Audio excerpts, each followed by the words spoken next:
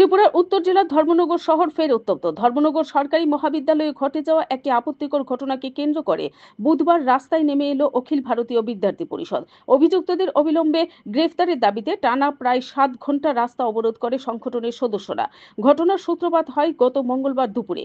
অভিযোগ, কলেজের 6 সেমিস্টারের ছাত্র প্রিয়তোষ চৌধুরী ও এক ছাত্রীকে শ্রেণীকক্ষে আপত্তিকর অবস্থায় দেখতে পান তাদেরই কয়েকজন সহপাঠী।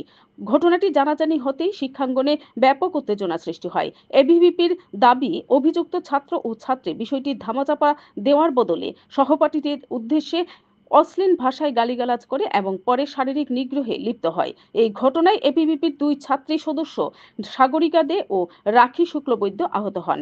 অভিযোগ এখানেই থেমে থাকেনি। এবিভিপির তরফে জানানো হয়েছে, অভিযুক্ত ছাত্র বহিরাগত কয়েকজন যুবককে কলেজ চত্বরে ডেকে এনে বিক্ষুব্ধ ছাত্রছাত্রীদের হুমকি দেয়। এর প্রেক্ষিতে সংগঠনের ধর্মনগর ইউনিটের সভানেত্রী অনামিকা দাস ধর্মনগর মহিলা থানায় অভিযুক্ত ছাত্রছাত্রী এবং 3 বহিরাগত যুবকের নামে লিখিত অভিযোগ দায়ের করেন।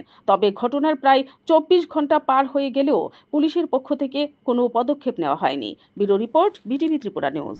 আপনারা সবাই অবগত আছেন, গতকালকে আমাদের ধর্মনগর কলেজে একটি অপ্রত্যাশাজনক একটি ঘটনা ঘটে, যে ঘটনার পরিপ্রেক্ষিতে আমাদের কলেজ প্রেসিডেন্ট শ্রীমতী অনামিকা দাসের নেতৃত্বে সেই সমস্যার সমাধান করা হয়।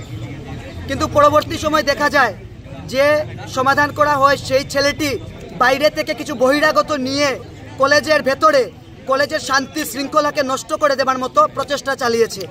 আমাদের কলেজ প্রেসিডেন্ট তৎসঙ্গে আমাদের কলেজের ছাত্র নেতৃত্ব যারা ছিল তাদেরকে নির্মমভাবে অত্যাচার করে এবং তাদেরকে নানাভাবে হ্যারাসমেন্ট করে।